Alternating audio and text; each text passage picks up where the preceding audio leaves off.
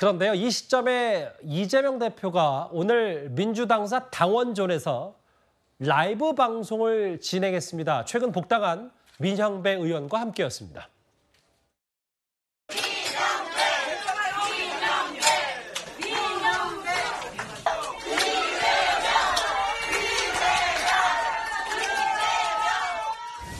생각이 다른 게 너무 당연해요. 다양성이 생명인데. 그러나 일정한 선을 또 넘어가면 콩가루 집안이 되는 거겠죠. 당 구성원들 사이에 뭐 할 말을 하는 거 당연하지 않습니까?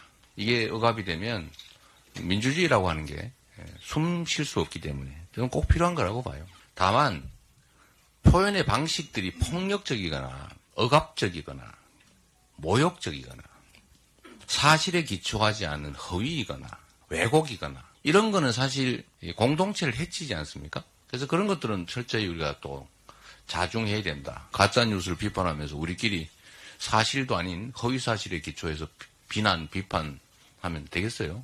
그리고 외부의 이간질에 놀아나지 말자. 일단 이재명 대표는 당원들 사이에 할 말 하는 건 당연한데 사실에 기초해서 해야 된다. 오늘도 화합, 너무 내부 총질하지 말자 이런 취재 말을 많이 했는데 근데 이런 일도 있었습니다.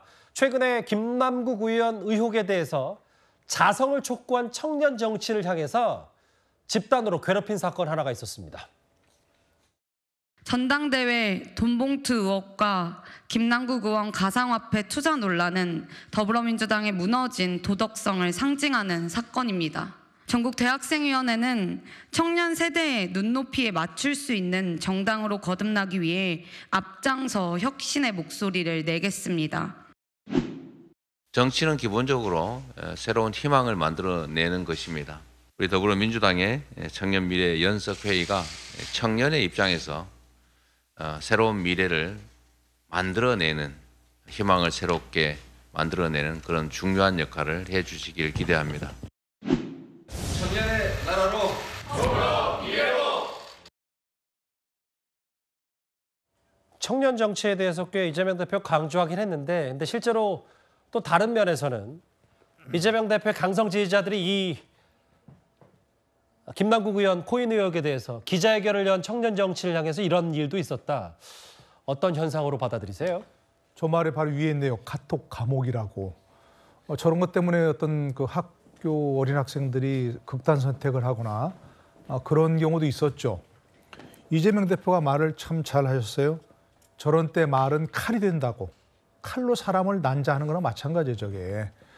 그야말로 차라리 정말 물리적으로 한 대 때리는 것이 오히려 낫지 저렇게 해서 계속 괴롭히면 저건 정신적으로 아노미 상태에 이르는 거죠.